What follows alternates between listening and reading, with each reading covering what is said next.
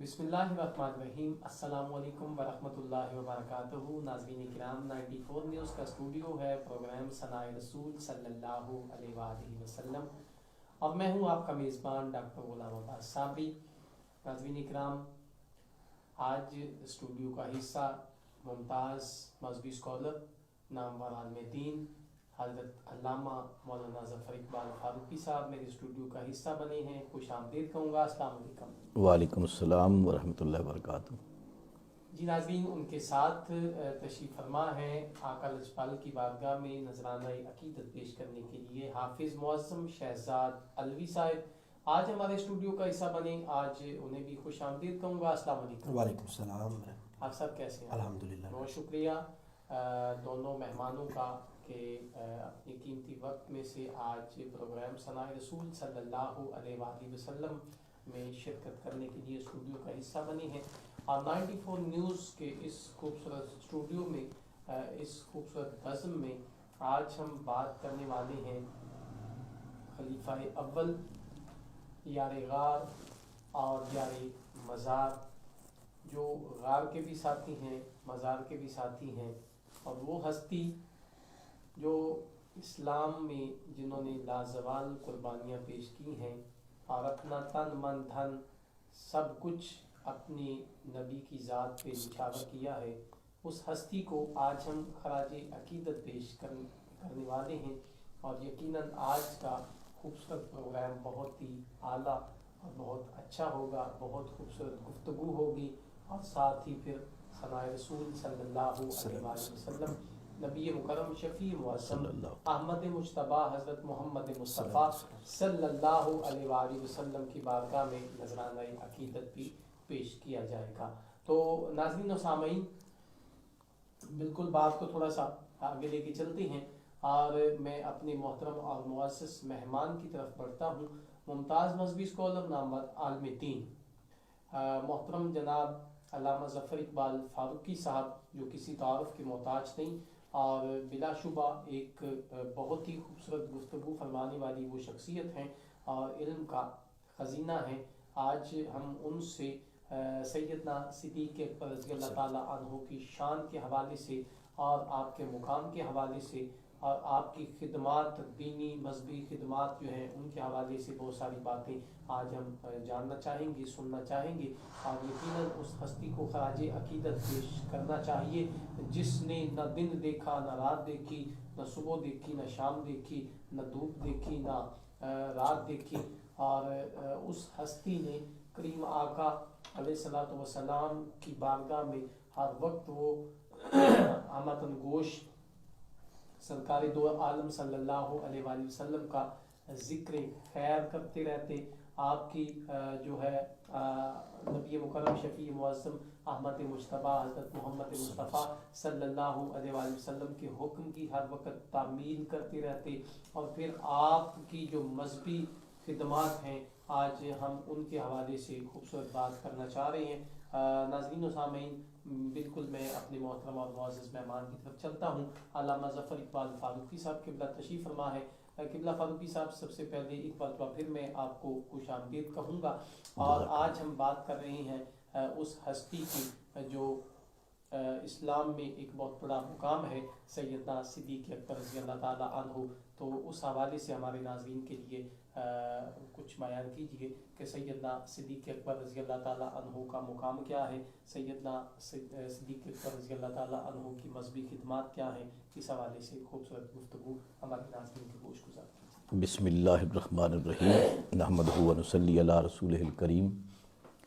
क़ाल अल्लाहु तबारक व तआला फ़ी कलामिहिल मजीद मुहम्मदुर रसूलुल्लाह वल्लज़ीना माअहू सदक़ल्लाहु मौलाना अज़ीम व सदक़ रसूलुहुन नबीयुल करीम।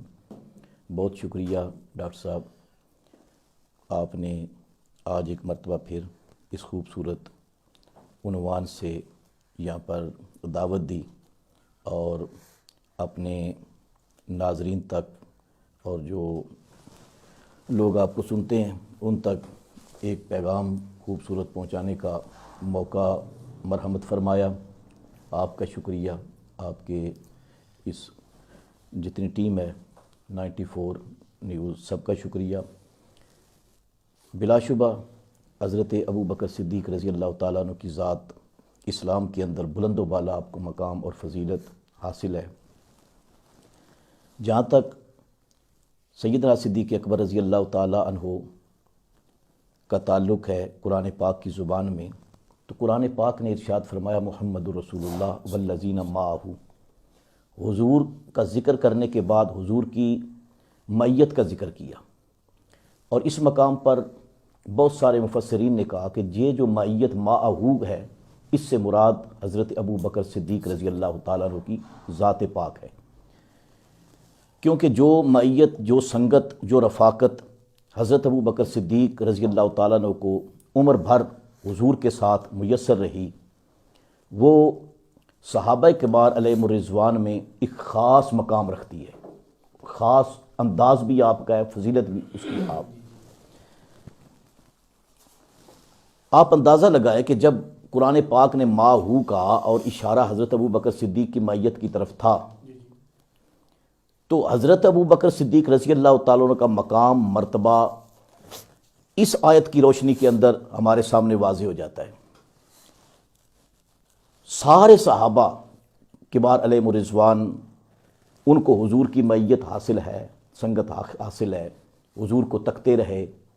بلا شبہ دنیا کے اندر بڑے سے بڑا ولی، غوث، قطب، ابدال وہ ریاضت کرتا رہے، وہ کسی صحابی کے برابر، اس کے مرتبہ اور مقام کے برابر وہ نہیں پہنچ سکتا، اس کی رسائی ناممکن ہے۔ یہ سارے صحابہ کی شان ہے۔ قرآن پاک نے صحابہ کبار کا مقام ایک مرتبہ نہیں، کئی مرتبہ بیان کیا، اور اللہ پاک نے صحابہ کرام کے ساتھ وعدہ کیا ہے، جنت کا وعدہ کیا ہے۔ ان کے ساتھ ان کی عزتوں، عظمتوں کا بیان قرآن پاک کا خاص مضمون ہے، اور صحابہ کبار ایک ایسی جماعت ہے کہ جس کو معیار ایمان قرار دیا۔ قرآن پاک نے کہا آمنو کما آمن الناس، ایمان اس طرح لاؤ جس طرح حضور کے صحابہ ایمان لائے ہیں۔ اور پھر صحابہ کرام علیہم الرضوان میں کیٹاگریاں ہیں، ہر صحابی کا سٹیٹس ایک نہیں ہے۔ جو سب سے پہلے ایمان لائے، جو فتح مکہ سے پہلے ایمان لائے، پھر جو فتح مکہ کے بعد ایمان لائے، اور جو ان کے بعد، یہ الگ الگ ان کے درجے ہیں، فضیلتیں ہیں، مقام ہیں، اور سب سے زیادہ فضیلت اور درجہ ان کو حاصل ہے جو سب سے پہلے ایمان لائے۔ اور سب سے پہلے ایمان لانے والوں میں حضرت ابو بکر صدیق رضی اللہ تعالیٰ عنہ آپ سر فہرست ہیں۔ حضرت ابو بکر صدیق جلوت میں، خلوت میں، جنگ میں، امن میں، جہاں بھی دیکھیں حضور کے ساتھ نظر آتے ہیں۔ نبی پاک صلی اللہ تعالیٰ علیہ وسلم کو اللہ پاک نے دنیا کے اندر بھیجا، اور ان کے ذمے یہ تھا کہ اے پیارے محبوب صلی اللہ علیہ وسلم، آپ کا فریضہ یہ ہے وَيُعَلِّمُهُمُ الْكِتَابَ وَالْحِكْمَةَ، بلکہ وَيُزَكِّيهِمْ وَيُعَلِّمُهُمُ الْكِتَابَ، پہلے ان کا تزکیہ کریں اور پھر ان کو کتاب کی تعلیم دیں اور ان کو پاک اور ستھرا کریں۔ نبی پاک صلی اللہ تعالیٰ علیہ وآلہ وسلم کی پہلی کلاس یہ تربیت والی، یہ حضرات صحابہ کرام علیہم الرضوان کی ہے، اور ان میں حضرت ابو بکر صدیق پہلے ہیں۔ اور پھر آپ کو یہ بھی مقام حاصل ہے کہ آپ نے جب حضور صلی اللہ علیہ وآلہ وسلم کی غلامی کے اندر آئے، کلمہ پڑھا، ایمان لائے، تو حضرت ابو بکر صدیق نے بغیر سوچے، یعنی اس پر میں سوچنے سے مراد یہ لے رہا ہوں کہ جب بھی کوئی بندہ فیصلہ کرتا ہے، اور پھر حضرت ابو بکر صدیق کا خاص ایک مقام اس سوسائٹی کے اندر تھا، مکے کی سوسائٹی کے اندر، کہ حضرت ابو بکر صدیق رضی اللہ تعالیٰ عنہ کے پاس لوگ قتل کے فیصلے حضرت ابو بکر صدیق کے پاس آتے، اور آپ جو فیصلہ فرماتے وہی قانون ٹھہرتا، وہی دستور بنتا، اور پورے کا پورا جو معاشرہ تھا حضرت ابو بکر صدیق کی بات پر لبیک کہتا۔ یعنی اہمیت حاصل تھی مکے کے اندر، کوئی عام بندہ نہیں تھا حضرت ابو بکر صدیق۔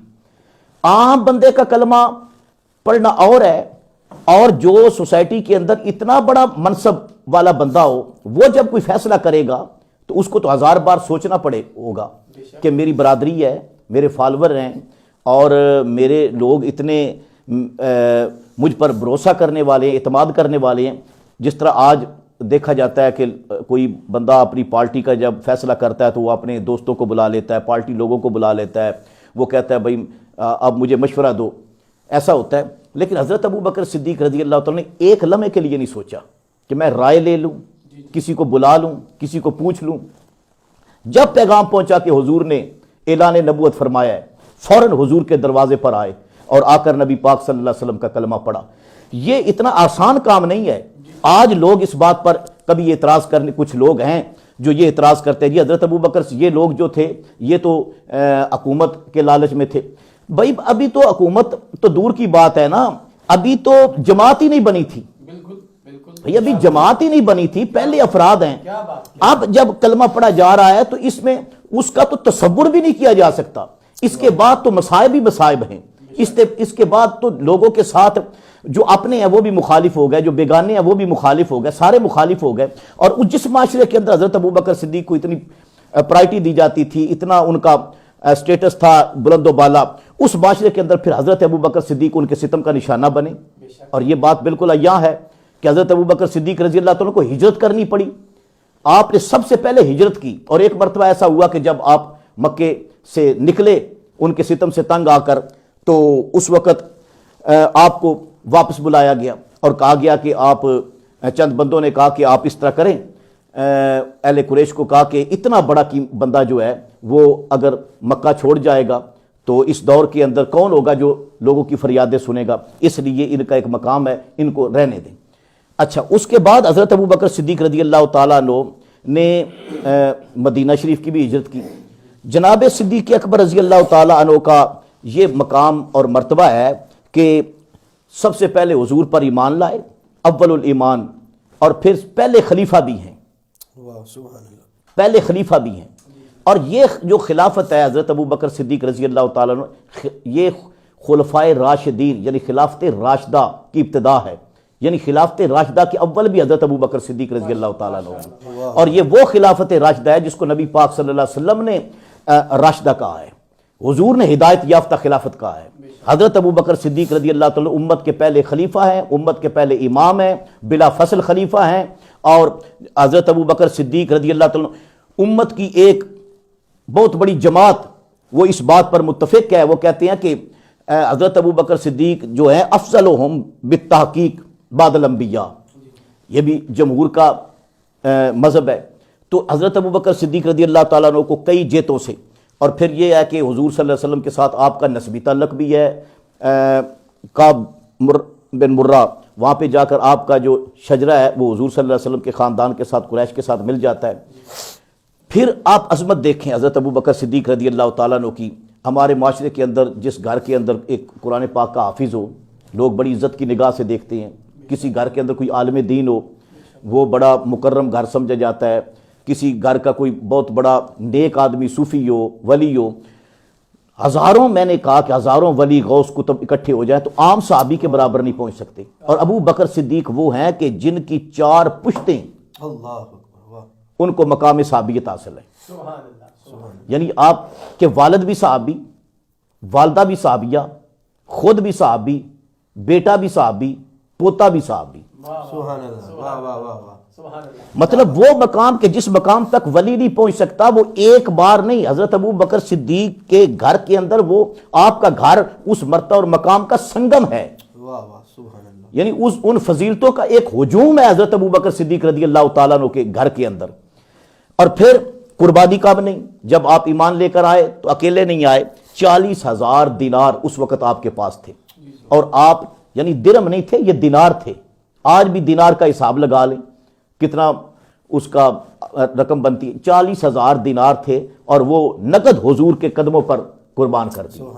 اور میں کہتا ہوں کہ دینار تو بعد کی بات ہے، آپ کا کلمہ پڑھنا ہی سب سے پہلے جان جو ہے وہ حضور کے قدموں پر رکھنے کے مترادف ہے۔ حضرت سیدنا صدیق اکبر رضی اللہ تعالیٰ کا بچپن گزرتا ہے، حضور کے ساتھ گزرتا ہے، اور پھر اسی طرح معاملات چلتے رہتے ہیں، ستم جو ہے وہ ہوتا رہتا ہے۔ جناب صدیق اکبر رضی اللہ تعالیٰ عنہ، میں ایک اور بات آپ کو ابتدا کے اندر بتا جاؤں کہ حضرت ابو بکر صدیق رضی اللہ تعالیٰ عنہ، میں نے بتایا کہ آپ کا جو خاندان ہے وہ قریش خاندان ہے، اور اس کے بعد آپ جو ہیں فطری مسلمان ہیں، یعنی حضرت ابو بکر صدیق ان لوگوں میں سے ہے کہ جنہوں نے بتوں کی پوجا نہیں کی. کیا بات، سبحان اللہ، سبحان اللہ. یعنی آپ نے بروز اول پیدائش کے بعد بتوں کی کبھی پوجا ہی نہیں کی. اور صدیق جو ہے، صدیق کہتے بھی اسے ہیں، آپ کا جو لقب ہے وہ صدیق ہے، عتیق بھی آپ کا لقب ہے. صدیق اسے کہتے ہیں کہ جو فطرتی مسلمان ہو، جس نے زندگی میں جھوٹ کبھی نہ بولا ہو. صدیق اسے کہتے ہیں کہ جو اچھائی پر پہل کرنے والا ہو. اور صدیق وہ کہتے ہیں کہ جس نے زندگی میں جھوٹ نہ بولا ہو، بتوں کی پوجا نہ کی ہو، اور اللہ کے سوا کسی کے سامنے جھکا نہ ہو. اور پھر صدیق اسے کہتے ہیں کہ جو بات کرے اور اس کے مطابق واقعہ ہو جائے. بعض لوگوں نے یہ بھی لکھا ہے کہ صدیق اس مرتبہ اور مقام والا. ابو بکر یہ آپ کی کنیت ہے.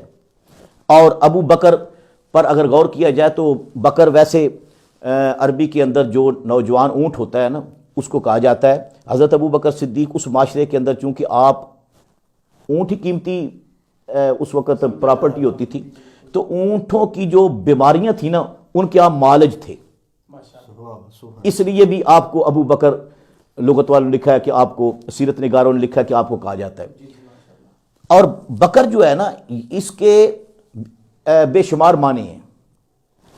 بکر کا معنی پہلی بارش، اس کو بھی بکر کہتے ہیں. موسم بہار کی جو پہلی بارش ہے اس کو بکر کہتے ہیں. اور جو صبح صبح جا کر سویرے کسی کے دروازے پر دستک دے، اس کو بھی بکر کہتے ہیں. اور جو پیش قدمی کرے، آگے آگے چلے، اس کو بھی بکر کہتے ہیں. اور جو پہلا پھل پک کر تیار ہو، اس کو بھی بکر کہتے ہیں. اچھا، صبح سویرے منہ اندھیرے جو کسی کا جا کے دروازہ کھٹکھٹائے، اس کو بھی بکر کہتے ہیں.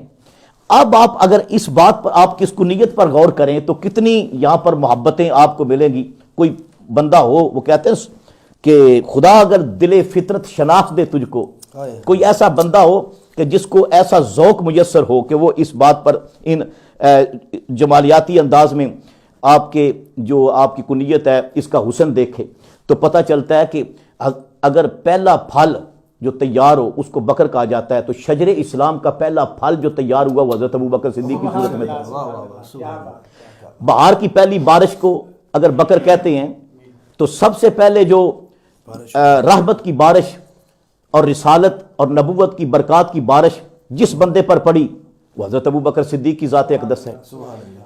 سب سے پہلے جو دروازہ جا کر کھٹکھٹانے والا ہے، تو سب سے پہلے نبوت کا جا کر جس نے ہدایت کے لیے دروازے پر دستک دی وہ حضرت ابو بکر صدیق کی ذات ہے. اس وجہ سے بھی آپ اب بکر ٹھہرتے ہیں. اور پھر پیش قدمی، آگے آگے چلنا، پہل کرنا، ایمان کے اندر سبقت حضرت ابو بکر صدیق کو حاصل ہے.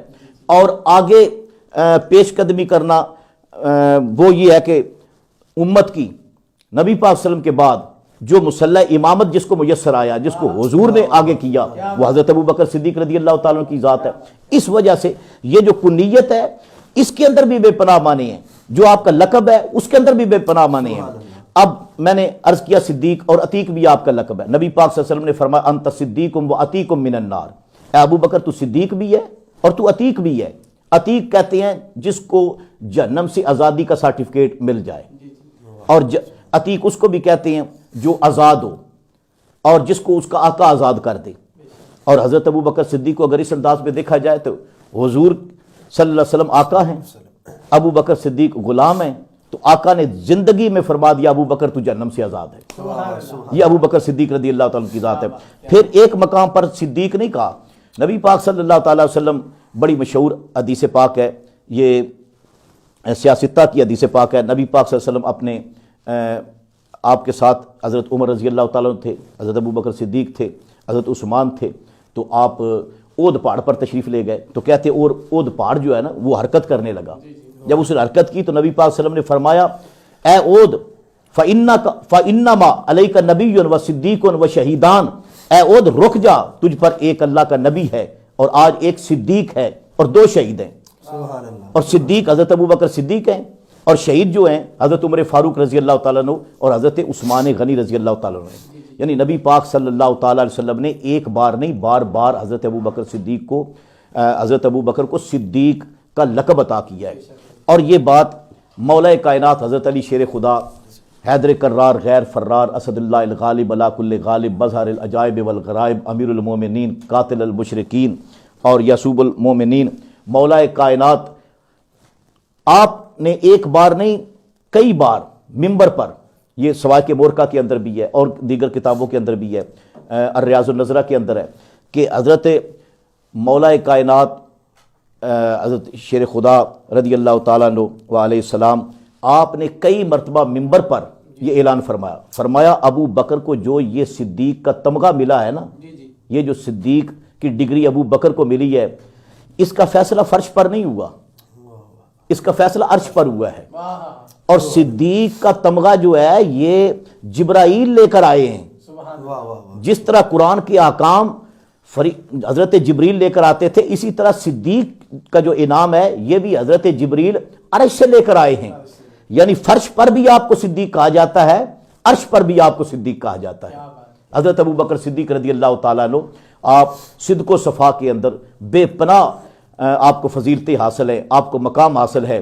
وہ میرے حضور خضر ملت فرمایا کرتے تھے بڑا ہی مرتبہ اونچا ملا صدیق اکبر کو، یاد کرتا قرآن میں خدا صدیق اکبر کو، رکھا ہے قبر میں بھی ساتھ اپنے شاہ عالم نے، کرے پھر کون آقا سے جدا صدیق اکبر کو. اور ان بڑے ذوق تھا اللہ پاک ان کی قبر پر رحمت نازل فرمائے. پیر سید خضر حسین چشتی رحمۃ اللہ تعالیٰ علیہ ہمارے منڈی بہاؤالدین کے عظیم سکالر بھی تھے، بلکہ پورے پاکستان کے اندر ان کا ایک نام تھا. تو ان کی جب یاد آتی ہے تو ان کی ساری اچھی باتیں جو ہیں وہ ذہن کے اندر گردش کرنے لگتی ہیں. تو حضرت ابو بکر صدیق رضی اللہ عنہ کے ساتھ، اہل بیت کے ساتھ تو ان کا عشق جو ہے وہ دنیا کے اندر زباں زد عام ہے، لیکن صحابہ کرام کے ساتھ جو ان کی محبت تھی وہ بھی کم نہیں تھی. ایک مومن اور ایک اہل سنت جو ہے اس کا یہی انداز ہونا چاہیے. اور میں نے جس طرح کہا کہ فرماتے ہیں کہ بڑا ہی مرتبہ اونچا ملا صدیق اکبر کو، ہے یاد کرتا قرآن میں خدا صدیق اکبر کو، ہے رکھا قبر میں بھی ساتھ اپنے شاہ عالم نے، کرے پھر کون آقا سے جدا صدیق اکبر کو. اور آخر میں فرماتے ہیں کہ سفارش خضر کی کر دیں کبھی دربار احمد میں. ڈاکٹر صاحب ذرا غور کریں نا، جس طرح ایک عاشق وہ ہوا کے ذریعے پیغام پہنچاتا ہے نا، سفارش خضر کی کر دیں کبھی دربار احمد میں، پیام اتنا تو دے دینا صبا صدیق اکبر کو. اب آپ نے حافظ صاحب سے کوئی سننا ہے سن لے دوبارہ. جی انشاءاللہ جی ماشاءاللہ ہمارے پروگرام کا حصہ جناب محترم الحاج خالد جاوید زاہد صاحب پروگرام کا حصہ بنے ہیں. جی آج کسی وجہ سے آج ہمارے پروگرام میں تشریف نہیں لا سکی، بہت ساری مصروفیات تھی ان کی کوئی اس وجہ سے، تو لیکن پروگرام میں مسلسل شامل ہیں اور ساتھ ساتھ اپنی خوبصورت کمنٹ سے ہماری حوصلہ افزائی فرما رہے ہیں. ان کے ساتھ قاری محمد سلیمان جلالی صاحب، میں سدا سلامت رکھے اللہ پاک آپ کو. بہت شکریہ قاری سلیمان جلالی صاحب، آپ پروگرام میں شامل ہوئے. اور مظہر مرزا صاحب ہے پروگرام کا حصہ بنے. جی بہت شکریہ مظہر مرزا صاحب، اللہ پاک آپ کو بھی سلامت رکھے. ماشاءاللہ جی مظہر صاحب دبئی سے شامل ہو جی جی مظہر مرزا صاحب ماشاءاللہ جی بہت شکریہ. دبئی سے اس وقت سماعت کر رہے ہیں. اور ارشد علی چرونڈ سے السلام علیکم. محترم ڈاکٹر غلام عباس صاحب بہت شکریہ ارشد علی چرونڈ سے، آپ بھی ہمارے پروگرام کا حصہ اور بڑی خوبصورت اپنی محبتیں بکھیر رہے ہیں. اسی طرح اللہ پاک آپ کو بھی سلامت رکھے اور یہ پروگرام بالکل اس طرح آگے لے کے چلتے ہیں.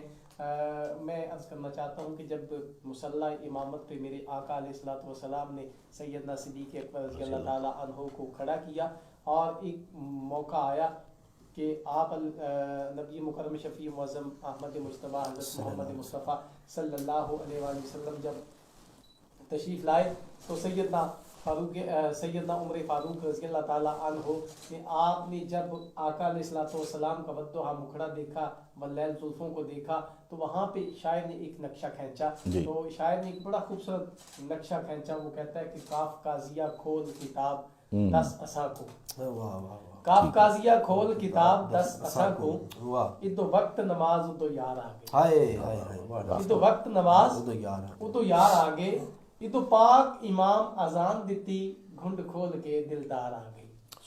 ایک دوجے تو دویم فرض عظیم، منڈی سوچ تو پانی تار آگے، نہ شاد نماز قضا پڑھسوں، اٹھوں ادب کروں سرکار، اٹھوں ادب کروں سرکار آگے۔ کیا بات! یہ آپ سیدنا ابوبکر صدیق رضی اللہ تعالیٰ عنہ کی محبت کا یہ عالم تھا۔ اللہ پاک ہمیں سیدنا صدیق اکبر رضی اللہ تعالیٰ عنہ کی سیرت اپنانے کی توفیق عطا فرمائے، ہمت دے۔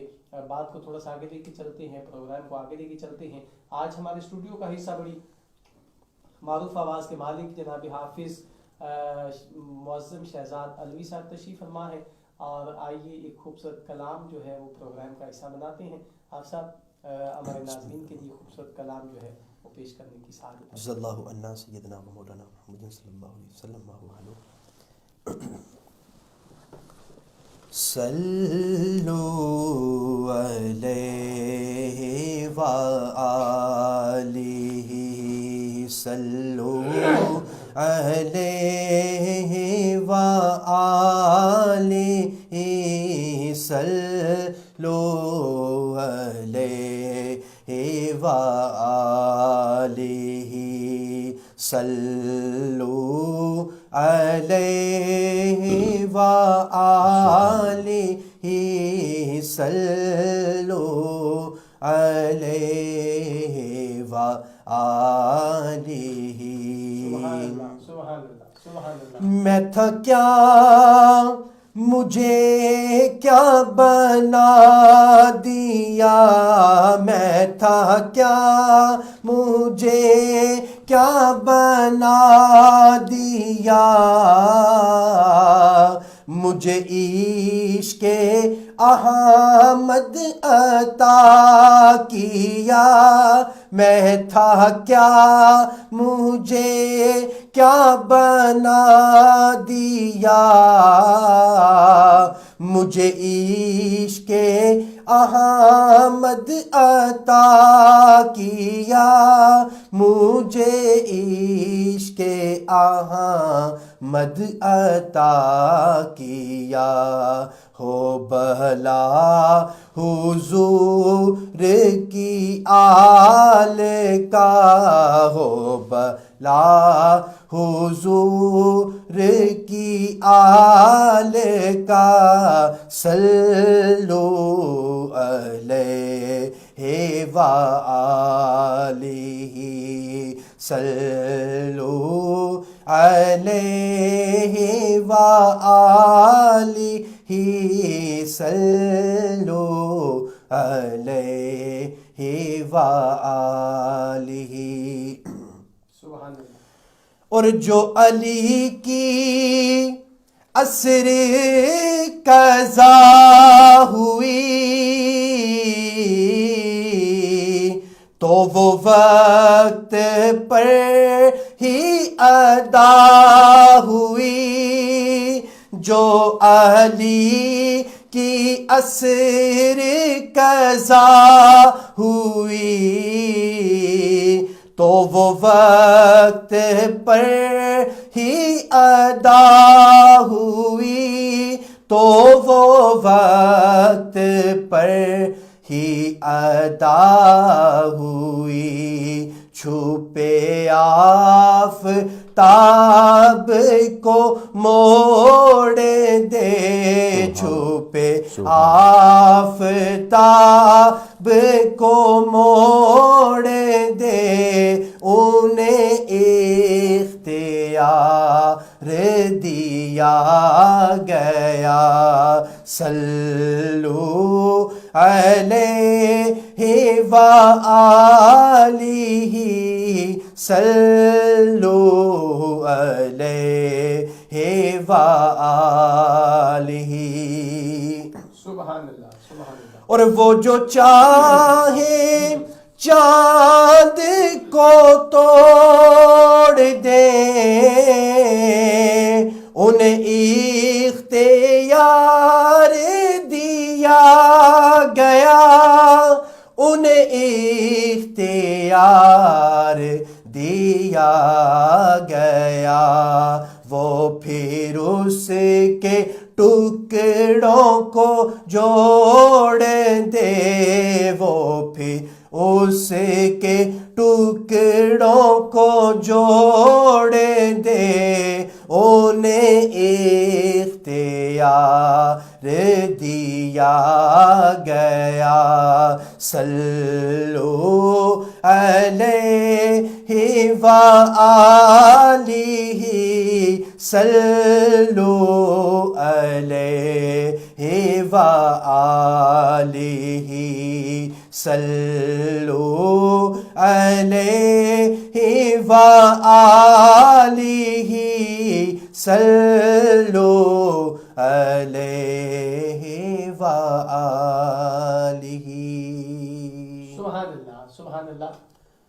ایک فرشتہ اللہ کے نبی کی بارگاہ میں حاضر ہوتا ہے، عرض کرتا ہے یا رسول اللہ صلی اللہ علیہ وسلم، یا حبیب اللہ، میرے رب نے مجھے اتنی طاقت عطا کی ہے، جتنے آسمان کے ستارے ہیں ان کی گنتی میں کر سکتا ہوں، جتنے سمندر میں پانی کے قطرے ہیں یا رسول اللہ انہیں میں گن سکتا ہوں، جتنی روئے زمین پہ درخت ہیں ان کی گنتی میں کر سکتا ہوں، جتنے مٹی کے ذرات ہیں ان کی گنتی میں کر سکتا ہوں۔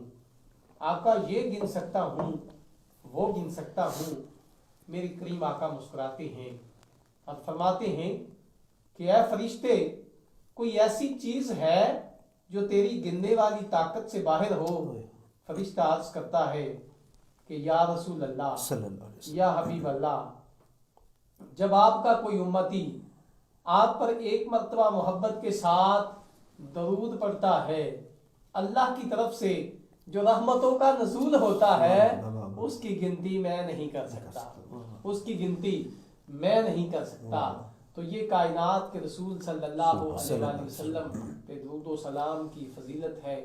آئیے بات کو پھر وہیں لے چلتے ہیں جہاں پہ بات رکی تھی۔ سیدنا صدیق اکبر رضی اللہ تعالیٰ عنہ کی فضیلت کے حوالے سے بہت خوبصورت اور جامع گفتگو ہو رہی تھی، اور بہت ہی خوبصورت انداز کے ساتھ ممتاز مذہبی اسکالر نامور عالم دین علامہ ظفر اقبال فاروقی صاحب اپنی خوبصورت کلمات ہمارے گوش گزار فرما رہے ہیں۔ جی ظفر اقبال فاروقی صاحب دوبارہ بات کو وہیں سے جوڑتے ہیں سیدنا صدیق اکبر رضی اللہ تعالیٰ عنہ کی شان کے حوالے سے۔ بہت شکریہ ڈاکٹر صاحب۔ میں نے جو ابتدائی گفتگو کی ہے تو میں نے جس ایک آیت کریمہ اس کے الفاظ سے ابتدا کی والذین معہ، تو گفتگو اگر ایک آیت پر کی جائے بے پناہ اس کے اندر نکات ہیں۔ حضرت ابوبکر صدیق رضی اللہ تعالیٰ عنہ کا تذکرہ ایک بار نہیں کئی بار آیا ہے۔ آپ کی میت کا ذکر ہے، آپ کی تصدیق کا ذکر ہے، آپ کے مال کا ذکر ہے، آپ کی ہجرت کا ذکر ہے، آپ کی قربانیوں کا تذکرہ قرآن پاک کے اندر، اور آپ کے ایمان کا۔ یہ ساری چیزیں قرآن پاک کے اندر الگ الگ ہیں۔ اگر ان کو اس طرح آیات کی روشنی میں بیان کیا جائے، ایک مقام پر اللہ پاک ارشاد فرماتے ہیں کہ والذی جاء بالصدق وصدق بہ اولئک هم المتقون۔ سبحان اللہ۔ اکثر مفسرین اس آیت مبارکہ کی روشنی میں وہ کہتے ہیں کہ والذی جاء بالصدق سے مراد ہوا محمد رسول اللہ صلی اللہ تعالی وسلم، یعنی اس سے مراد حضرت محمد صلی اللہ علیہ وسلم آقا کریم کی ذات اقدس ہے۔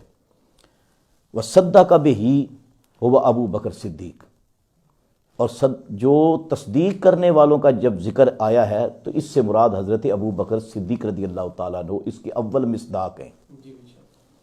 اور یہ اہل سنت اور اہل تشیع دونوں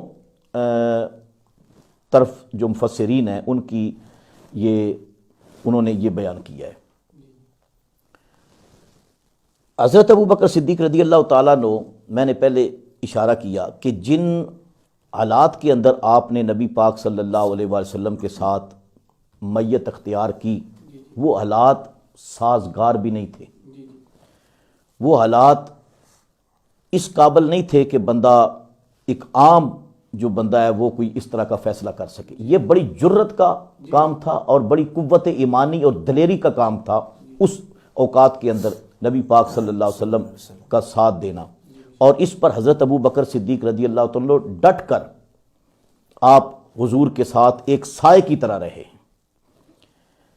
جناب صدیق اکبر رضی اللہ تعالیٰ عنہ یہ مکہ کے اندر، پھر مکے کے اندر آپ دیکھیں کہ اس وقت حالت یہ تھی کہ حضرت خدیجہ الکبریٰ رضی اللہ تعالیٰ عنہا ان کا جب جنازہ اٹھا تو مکے کے اوباش کہنے لگے کہ ہم اے محمد ان کو دفن نہیں ہونے دیں گے، یہاں پر مکے کے اندر دفن نہیں ہونے دیں گے.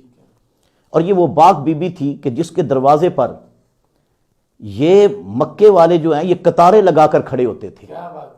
ملکۃ العرب ہیں، ان کے احسان کا بدلہ نہیں اٹھا سکتے تھے. ہر بندہ ان کے احسانوں کے نیچے دبا ہوا تھا. اتنی عظیم المرتبت اسلام کی خاتون ہیں.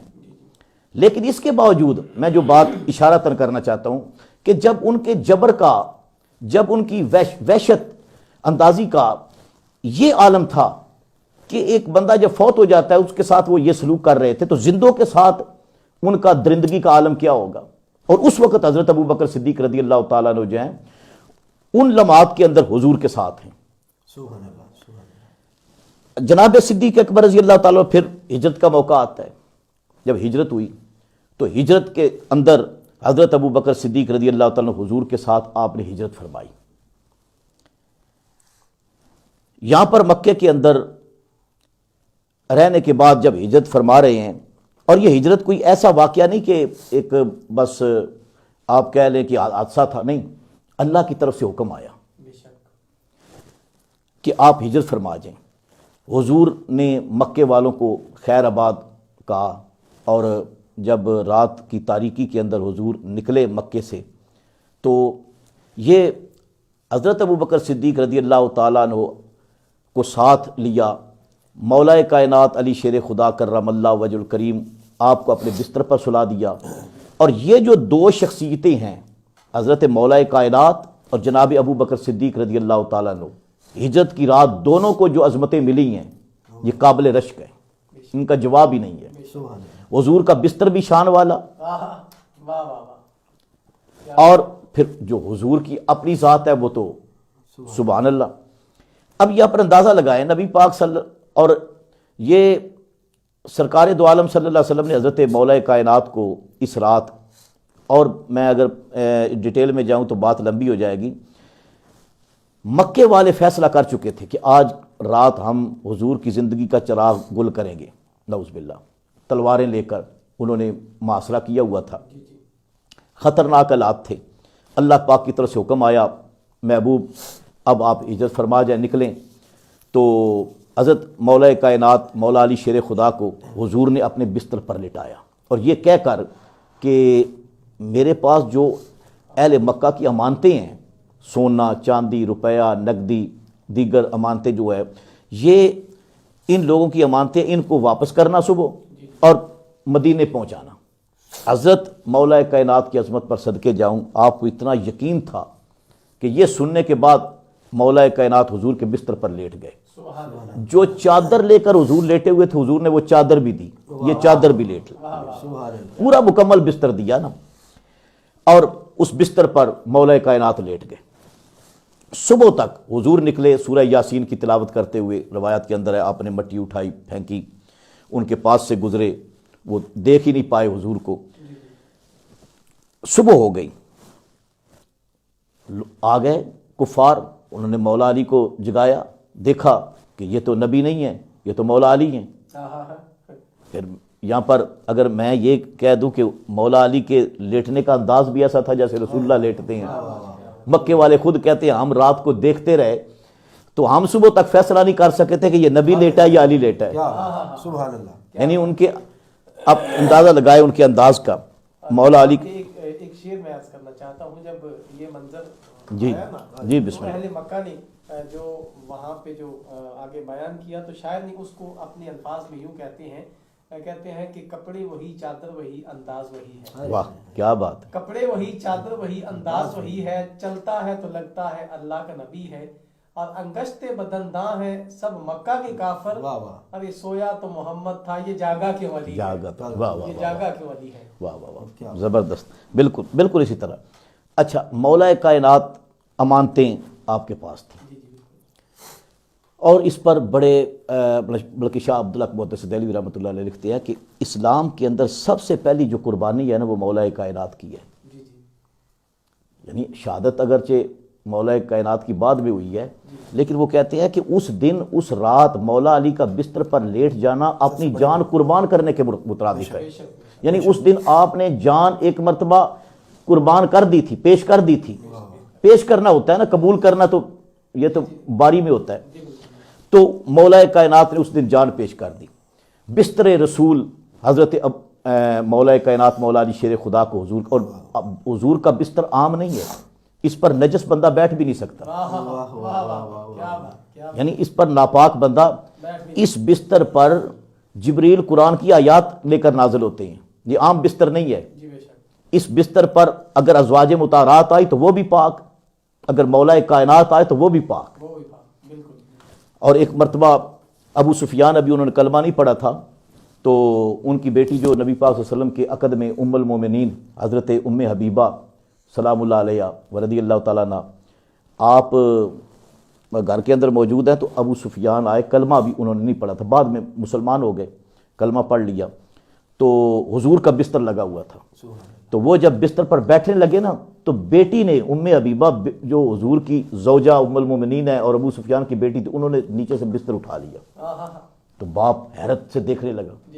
ابو سفیان نے کہا کہ میں سردار ہوں اور تو میری بیٹی ہے، یہ کیا کیا؟ انہوں نے کہا بیٹی کا معاملہ بعد میں ہے، نبی پہلے ہے، یہ بستر رسول اللہ کا بستر ہے. اور ابھی آپ نے کلمہ نہیں پڑھا، اور جو مشرک ہوتا ہے، جو کافر ہوتا ہے، وہ ناپاک ہوتا ہے. ابھی آپ اس قابل نہیں کہ اس بستر پر بیٹھ جاؤ، یہ رسول اللہ کا بستر ہے، یہ نبی کا بستر ہے. تو بالکل اب نبی پاک صلی اللہ علیہ وسلم نے امانتیں مولا علی کو دی. اب آپ اس انداز سے دیکھیں تو یہ جو لوگوں کی امانتیں تھیں وہ تو علی کے سپرد ہیں، اور اللہ نے اس رات جو اپنی امانت ہے وہ ابو بکر کے سپرد کیا. اور میں نے پہلے کہا، اور اس پر شیعہ سنی تفسیریں، بلکہ اہل بیت کے 11ویں امام حضرت امام حسن عسکری علیہ السلام، آپ کے نام سے جو تفسیر ہے تفسیر حسن عسکری، اس کے اندر موجود ہے کہ اللہ پاک نے نبی پاک صلی اللہ علیہ وسلم کو وحی کے ذریعے یہ پیغام پہنچایا کہ بستر مولا علی کو دے اور خود ابو بکر صدیق کے ساتھ جائیں. ابو بکر صدیق رضی اللہ تعالیٰ کے دروازے پر رسول اللہ صلی اللہ تعالیٰ علیہ وسلم تشریف لائے. پہلے بتا دیا تھا 3 مہینے پہلے کہ اللہ تعالیٰ کی طرف سے مجھے حکم آنے والا ہے اور تیار رہنا. حضرت ابو بکر صدیق رضی اللہ تعالیٰ ایک روایت کے اندر ہے کہ آپ نے 2 اونٹنیاں تیار کی ہوئی تھیں عزت کے لیے. تو جب حضور صلی اللہ علیہ وسلم رات کے وقت پہنچے اور دروازہ کھٹکھٹایا، عشق صدیق ذرا دیکھیں، تو ایک روایت کے اندر میں نے پڑھا ہے کہ جب رسول اللہ دروازے پر پہنچے، آپ نے جو ہی دستک دینے کے لیے ہاتھ بڑھایا نا تو دروازہ کھل گیا. دروازہ کھلا تو سامنے ابو بکر ہیں. حضور نے فرمایا ابو بکر سویا نہیں؟ عرض کی یا رسول اللہ، جس دن سے آپ نے فرمایا نا کہ ہجرت کے لیے جانا ہے، اللہ کا کبھی بھی حکم آ سکتا ہے، میں رات کو سوتا نہیں، بستر پر جاتا ہوں، خیال آتا ہے حضور نہ آ جائیں اور دیر نہ ہو جائے دروازہ کھولنے میں. تو میں تو آپ کا انتظار کر رہا تھا، میری ہر رات ایسے گزرتی ہے. حضرت ابو بکر صدیق کا عشق، ان کی محبت، اس کا جو اس کے اندر جو وارفتگی ہے، اس کا بندہ اندازہ ہی نہیں لگا سکتا. ایک وکھرا اور نرالا عشق تھا حضور صلی اللہ علیہ وسلم کی ذات اقدس سے کہ رات کو بستر کے قریب نہیں جاتے، حضور کے انتظار کے اندر مہینے گزار دیے. اب نبی پاک صلی اللہ تعالیٰ علیہ وسلم نے فرمایا ابو بکر، میں نے راز کی بات کرنی ہے، تیرے گھر کے اندر کوئی غیر ہے نا تو اس کو نکال دے. تو کہتے ہیں کہ حضرت ابو بکر صدیق کی آنکھیں باہر آئیں. عرض کرتے یا رسول اللہ، گھر ابو بکر کا ہو اور کوئی غیر بھی ہو، اور وہ بھی ایسا غیر جو آپ کا غیر ہو. آقا میں نے تو اپنے دل میں کسی غیر کو داخل نہیں ہونے دیا، آپ گھر کی بات کرتے ہیں، میرے گھر میں غیر کون ہو سکتا ہے؟ تو نبی پاک صلی اللہ علیہ وسلم عرض کی یا رسول اللہ، یہ دیواریں ابو بکر کے گھر کی جو ہے نا، یہ بھی آپ کے رازوں کی امین ہے. تو حضور نے فرمایا ابو بکر میرے ساتھ چلنا ہے، حکم آ گیا اللہ کی طرف سے ہجرت کا، تو میرے ساتھ چلو. کہا یا رسول اللہ بالکل تیار ہوں. حضور نے فرمایا ایک بار پھر سوچ لے، میرے ساتھ جائے گا، مکے والے اس وقت ہمیں تلاش کر رہے ہیں, اگر دونوں ان کے ہتھے چڑھ گئے تو وہ تجھے بھی قتل کر دیں گے, مجھے بھی نقصان پہنچائیں گے, جان کا خطرہ ہے. عرض کی یا رسول اللہ جان تو پہلے سپرد کر چکا ہوں, جس دن کلمہ پڑا تھا جان آپ کے قدموں پر قربان کر چکا ہوں, جان کا تو خطرہ ہی نہیں ہے. حضور نے فرمایا پیچھے تیری جوان بیٹی ہے, تیری بیوی ہے, تیرا بوڑھا باپ ہے, تیرا گھر ہے, یہ درندہ صفت لوگ ہیں, گھر کو جلا سکتے ہیں, تیری بیٹی کی عزت جو ہے اس کو تار کر سکتے ہیں, تیری بیوی جو ہے اس پر حملہ آور ہو سکتے ہیں, تیرا مال و اسباب لوٹ سکتے ہیں. حضرت ابو بکر صدیق رضی اللہ تعالیٰ عنہ ان ساری چیزوں کی قربانیاں دے کر حضور کے ساتھ چل دیے. یعنی فیصلہ کر لیا, کہا یا رسول اللہ گھر لٹتا ہے لٹ جائے, عزتیں تار تار ہوتی ہیں تو ہو جائیں. یا رسول اللہ اگر باپ پر کوئی حملہ آور ہوتا ہے تو ہو جائے, میں اگر رستے کے اندر مل جاؤں میری جان جاتی ہے تو جائے, تو اس جان دینے کا مجھے لطف آ جائے گا اگر آپ کے ساتھ جان چلی گئی, لیکن میں آپ کا ساتھ نہیں چھوڑ سکتا. حضرت ابو بکر صدیق رضی اللہ تعالیٰ نبی پاک صلی اللہ تعالیٰ علیہ وسلم کے ساتھ آپ نے سفر جاری کیا. یہ محبتوں کا سفر ہے.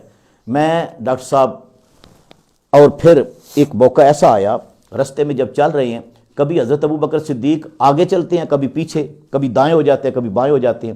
حضور نے فرمایا ابو بکر یہ چلنے کا کیا انداز ہے, کبھی آگے چلتے ہو, کبھی پیچھے آ جاتے ہو, کبھی دائیں آتے ہو, کبھی بائیں. عرض کرنے لگے یا رسول اللہ میں جب پیچھے چلتا ہوں نا تو خیال آتا ہے کوئی آگے سے حملہ آور نہ ہو جائے, بھاگ کے آگے جاتا ہوں, پھر خیال آتا ہے کوئی دائیں سے کوئی بائیں سے حملہ آور نہ ہو. میں ہر طرف حضرت ابو بکر صدیق جس طرح شمع کے گرد پروانہ جو ہے وہ چکر لگاتا ہے, اس طرح حضور کے ارد گرد یہ شمع نبوت کا پروانہ جو ہے یہ چکر لگا رہا تھا. حضرت ابو بکر صدیق رضی اللہ تعالیٰ کے عشق کا عالم یہ تھا کہ چلتے چلتے ایک مقام پر آپ رک گئے. عرض کرنے لگے یا رسول اللہ اوپر غار کی طرف جا رہے ہیں جس کو غار ثور کہا جاتا ہے. عرض کرنے لگے یا رسول اللہ میرا دل کرتا ہے یہ مکے کے لوگ کھوجی قسم کے لوگ ہیں, یہ قدموں کے نشان دیکھتے دیکھتے پیچھے آ جائیں گے, تو ایسے نہ ہو جائے کہ پیچھے سے ہم دو چلتے آ رہے ہیں, آگے ایک بندے کے قدم لگیں دو کے نہ لگیں. حضور نے فرمایا ابو بکر یہ بھی ہو سکتا ہے بندے دو ہوں قدم ایک کے لگیں. عرض کی یا رسول اللہ ہو سکتا ہے, بات صرف آپ کے ماننے کی ہے. حضور نے فرمایا ابو بکر بتاؤ یہ کیسا فارمولہ ہے. عرض کی یا رسول اللہ میں غلام ہوں, میں بیٹھ جاتا ہوں, آپ میرے کندھے پر سوار ہو جائیں. یہ پتہ نہیں حضرت ابو بکر صدیق کے دل کے اندر کب کا یہ ارمان تھا کہ میں آقا کی خدمت گزاری اس انداز کے ساتھ کروں. حضور کو کندھوں پر اٹھا لیا, غار ثور تک گئے. ڈاکٹر صاحب میں یہاں پر ایک آپ کے ذوق کے لیے بات کرتا ہوں اور سامعین کے اندر جو اہل محبت ہے ان کے لیے. دو سفر ہیں تاریخ کے اندر اور راتوں کے سفر ہیں, یعنی دو راتیں ہیں اور دو ہی باتیں ہیں, دو ہی ذاتیں ہیں, دو ہی ملاقاتیں ہیں. ایک ہجرت کی رات ہے, ایک معراج کی رات ہے, اور دو ملاقاتیں ہیں. ایک اللہ سے ملاقات ہے, ایک غار کے اندر ملاقات ہے, اور دو ذاتیں ہیں, ایک جبریل ہے ایک ابو بکر ہے. ابو بکر بھی خدمت گزار ہے, جبریل بھی خدمت گزار ہے, وہ بھی رات کو لینے کے لیے آیا, ابو بکر صدیق بھی رات کو لے کر گیا. لیکن انداز کیا ہے, جبریل جب آیا تو وہ براق لے کر آیا, سواری لے کر آیا, ابو بکر سواری لے کر نہیں سوار بن کر آیا. آپ یوں کہہ لیں کہ جبریل جو ہے وہ کندھوں پر اٹھا کر لے گیا, جبریل جو ہے وہ براق پر بٹھا کر لے گیا, اور ابو بکر اپنے کندھوں پر اٹھا کر لے گیا. اور پھر اس سے بھی آگے بڑھ کر میں آپ کا ذوق اور دیکھتا ہوں کہ جبریل سدرہ پر جا کر رک گیا, یعنی یوں کہہ لیں کہ سدرہ کے موڑ پر جبریل رک گیا, وہ سدرہ کے موڑ تک گیا. ابو بکر وہ ہے جو توڑ تک گیا. ٹھیک ہے, یعنی غار تک آج بھی اگر آپ اس انداز سے دیکھیں تو وہ غار جو ہے غار ثور, وہاں پر بڑا نوجوان جو ہے نا وہ سانس لے کر اوپر جاتا ہے. اور حضرت ابو بکر, اور آج رستے بن گئے ہیں نا, حضرت ابو بکر صدیق آج سے 1400 سال پہلے راستہ کوئی نہیں تھا, اور پھر تنہا نہیں تھے, حضور کو کندھوں پر اٹھایا ہوا ہے. ذرا آپ تصور انسان کرے تو ابو بکر صدیق سے بہادر اور دلیر اور طاقت والا کون ہو سکتا ہے کیا بات کہ حضرت ابوبکر صدیق نے حضور کو کندھوں پر اٹھایا ہوا ہے، اور کندھوں پر اٹھا کر اپنے آقا کو، اور پھر یہاں پر ایک اور ذوق کے لیے بات کروں، جب کندھوں پر اٹھایا ہوا تھا، حضور کندھوں پر بیٹھے ہوئے ہیں، ابوبکر صدیق اٹھا کر چل رہے ہیں، اور پھر اس انداز میں اگر آپ دیکھیں کہ ابوبکر صدیق کے کندھوں پر حضور ہے تو حضور کے ہاتھ کدھر ہوں گے، قدم کدھر ہوں گے؟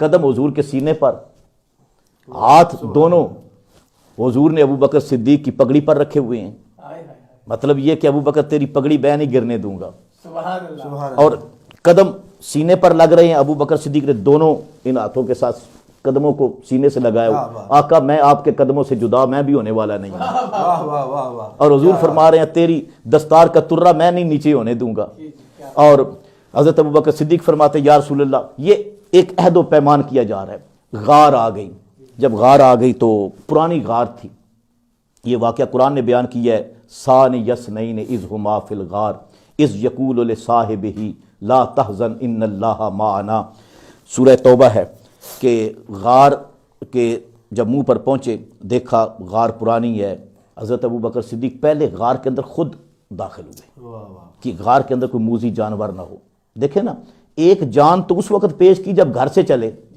اب غار کے اندر جانا جو ہے یہ بھی کوئی وہاں پر موذی جانور ہو سکتا ہے، کوئی ایسی چیز ہو سکتی ہے، لیکن ابوبکر صدیق بغیر پرواہ کیے ہوئے آپ غار کے اندر داخل ہو جاتے ہیں اور غار کو صاف کرنا ستھرا کرنا شروع کر دیتے ہیں، اور وہاں پر کوئی اور چیز تو نہ تھی، بلکہ ایک روایت کے اندر ہے کہ آپ نے اپنی دستار کے ٹکڑے کی، ایک کے اندر ہے کہ قمیض کے دستار کے ٹکڑے کر کے پہلے اس کو صاف کیا، پھر جو اس کے سوراخ تھے ان کو بند کیا، ایک سوراخ رہ گیا، حضرت ابوبکر صدیق نے جائزہ لیا اور پھر حضور کو دعوت دی یا رسول اللہ آپ تشریف لائیں، میں نے غار کو ستھرا کر دیا ہے۔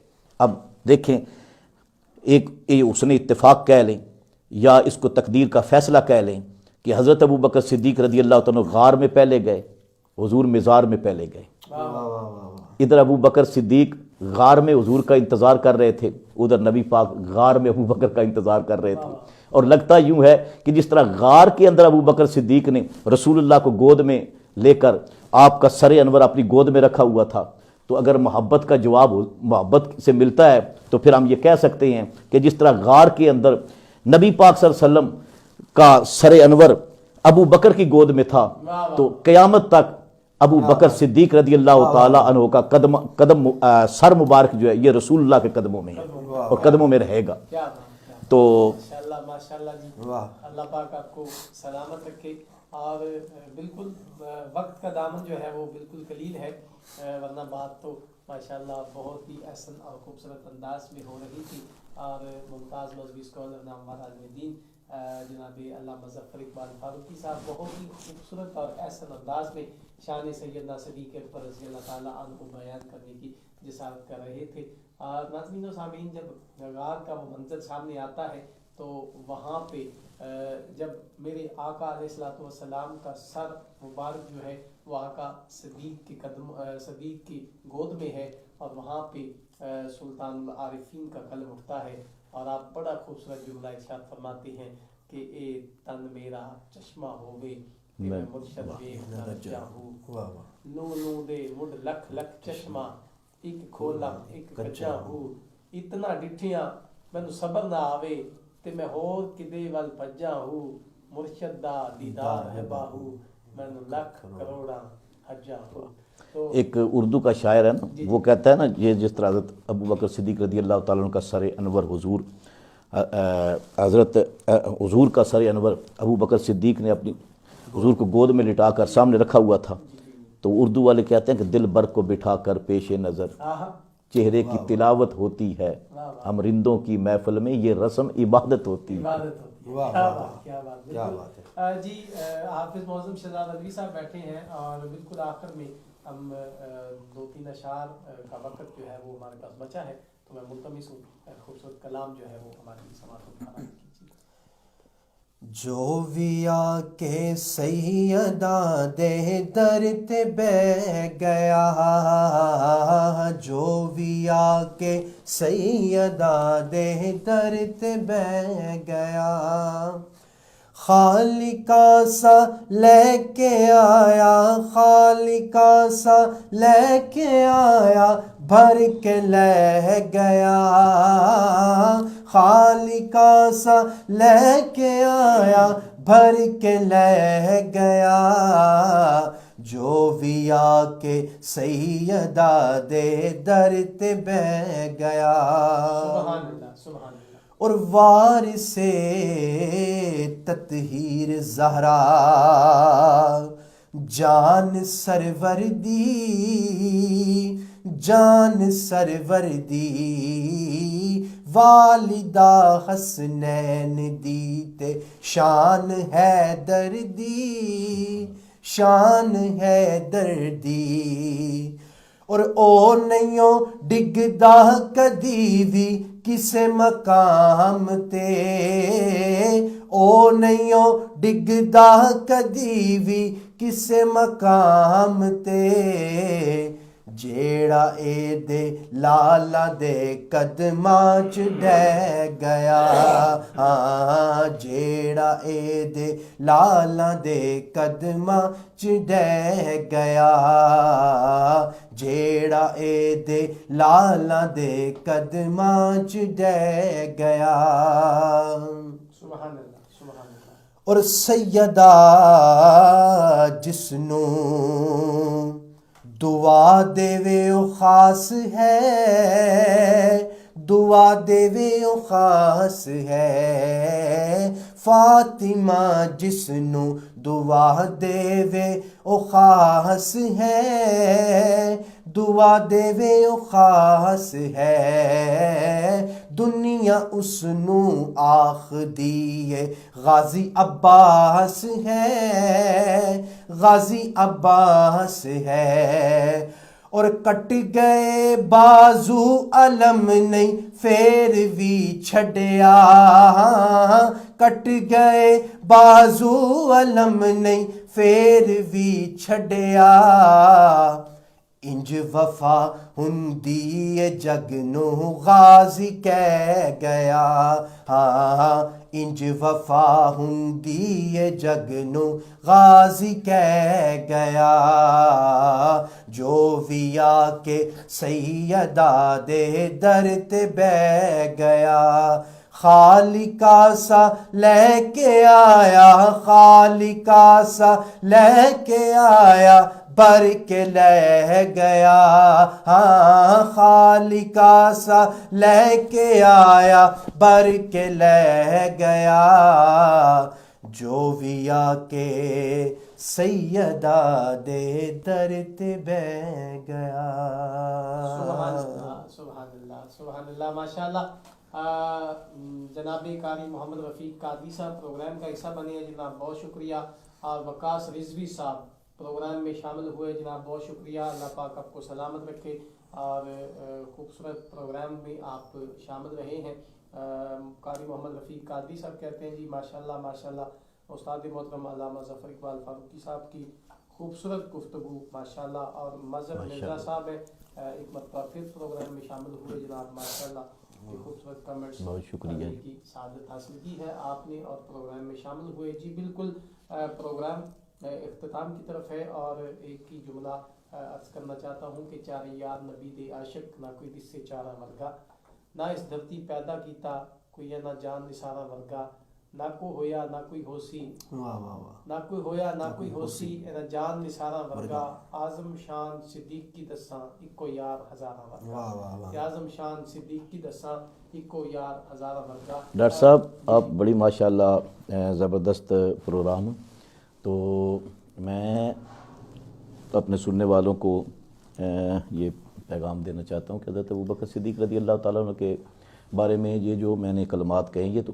تمہیدی ہیں، آپ کی پوری زندگی مبارک آپ کی خلافت ہے، تو بڑا وہ یعنی دلچسپ بھی ہے، اور وہ لوگوں کے لیے بڑا حساس بھی ہے، آپ کی خلافت بلا فصل جو ہے، انشاءاللہ پھر موقع ملا آپ کی خلافت بلا فصل جو ہے اس کے بارے میں، اور پھر بالخصوص حضرت ابوبکر صدیق رضی اللہ تعالیٰ عنہ آپ کے وصال اور پھر آپ کی جتنی قربانیاں ہیں، پھر آپ کا جو جہاد ہے حضور کے بعد، جس انداز کے ساتھ سلطنت حضرت ابو بکر صدیق نے سنبھالی اور اس کو چلایا، اور زمانے نے اس سنہری دور کو دیکھا، اگرچہ وہ انتہائی مختصر ہے لیکن وہ خلافت راشدہ جو ہے نا، خلافت راشدہ ہمارے بعض لوگ کہتے ہیں 4 خلفاء، بلکہ خلافت راشدہ 5 ہیں۔ حضرت ابو بکر صدیق رضی اللہ تعالیٰ عنہ خلیفہ راشد ہیں، دوسرے خلیفہ راشد حضرت عمر فاروق ہیں، تیسرے حضرت عثمان ہیں، چوتھے مولا علی ہیں، اور 5ویں امام حسن مجتبیٰ علیہ السلام ہیں۔ یہ یہاں تک خلافت راشدہ مکمل ہوتی ہے۔ تو یہ ساری چیزیں جو ہے نا، یہ بڑا وقت مانگتی ہیں۔ آج تو چونکہ محبت کی باتیں تھیں تو میں نے وہ یہ ہجرت اور ہاں وہ سارے یار حضور دے سونے نے، یار غار دیاں کیا باتاں نے، پروانے کو شمع بلبل کو پھول، بس صدیق کے لیے ہے اللہ اور اس کا رسول بس۔ اور جی ناظرین، اپنے ہمارے علامہ ظفر اقبال فاروقی صاحب 94 نیوز کے حوالے سے کوئی پیغام دینا چاہیں؟ جی پیغام یہ ہے کہ اس موقع پر میں اپنے سننے والوں کی خدمت میں یہ عرض کروں گا کہ یہ فتنوں کا دور ہے۔ 2 فتنے جو ہیں نا اس دور کے اندر، ایک جو ناسبی لوگ ہیں، ناسبی ہیں جو اہل بیت کو اذیت پہنچاتے ہیں اور اہل بیت کی مخالفت کرتے ہیں۔ کبھی وہ سیدہ کائنات پر، ان کی طہارت پر ان کا اعتراض ہوتا ہے، کبھی وہ ہدف بناتے ہیں جناب مولا کائنات مولا علی شیر خدا کو، اور ایک ظالم وہ ہیں جو صحابہ کبار علیہم الرضوان ان کی عظمتوں کا انکار کرتے ہیں۔ تو اس دور کے اندر ہمیں چاہیے کہ بڑی ترقی ہوئی ہے، کتابیں جو ہیں، پھر ہمارے سامنے میڈیا ہے، ہمارے سامنے تفاسیر ہیں، تو لوگوں کے اندر یہ شعور کافی حد تک بیدار ہے۔ یہ 2 جو فتنے ہیں ان سے بچ کر رہنا جو ہے، یہ اپنے ایمان کی سلامتی کے لیے بہت زیادہ ضروری ہے۔ ٹھیک ہے، بالخصوص فتنے جس طرح میں نے کہا بے شمار ہیں، بالخصوص یہ 2 جو فتنے ہیں، صحابہ کرام کی گستاخی بھی نہ ہو، اہل بیت کی بے ادبی بھی نہ ہو، نہ بندہ ناسبی بنے، نہ بندہ خارجی بنے، اور نہ رافضی بنے۔ ٹھیک ہے، آج کل جو سب سے بڑی بیماری پھیلی ہے نا، وہ جس مسلک کو ہم ریپریزنٹ کرتے ہیں نا، اس مسلک کے اندر ناسبیت آئی ہے۔ تو لہٰذا ان لوگوں سے بھی بچ کر رہیں، اور جو صحابہ کرام کے خلاف بولتے ہیں ان سے بھی بچ کر رہیں، اپنا دامن بچائیں۔ اس دور کے اندر ایمان بچا کر جانا یہ ہم سب کے لیے ضروری بھی ہے، اور یہ بڑا جو ہے مشکل بھی ہے۔ اللہ پاک ہمیں اسلام پر استقامت عطا فرمائے، صحابہ کی محبت، اہل بیت کی محبت عطا فرمائے، اور صحیح صراط مستقیم کی معرفت عطا فرمائے۔ جی ماشاءاللہ ماشاءاللہ۔ جی آپ صاحب کو پیغام دینا چاہیں؟ پیغام 94 جو ہے نا، ان کی خوش بختی سب سے بڑا یہ چیز ہے کہ سالانہ پورا سال ہر سوموار کو عقل اجپال کی یہ محفل سجاتے ہیں۔ ٹھیک ہے، یہ سب سے بڑا اعزاز ہے، اس سے بڑا اعزاز کوئی نہیں ہے، اور مبارکباد ہے ان کو اس چیز کی کہ اللہ پاک ان کو اور کامیابیاں عطا فرمائے۔ جی بہت شکریہ۔ جی ممتاز مذہبی اسکالر نامور عالم دین علامہ ظفر اقبال فاروقی صاحب اور حافظ معظم شہزاد علوی صاحب، آپ دونوں مہمانوں کا بہت زیادہ شکریہ ادا کرتا ہوں کہ اپنا قیمتی وقت نکال کے آپ یہاں پہ تشریف لائے، اور آج بہت ہی خوبصورت پروگرام اور بڑی جامع گفتگو ہمیں سننے کو ملی ہے۔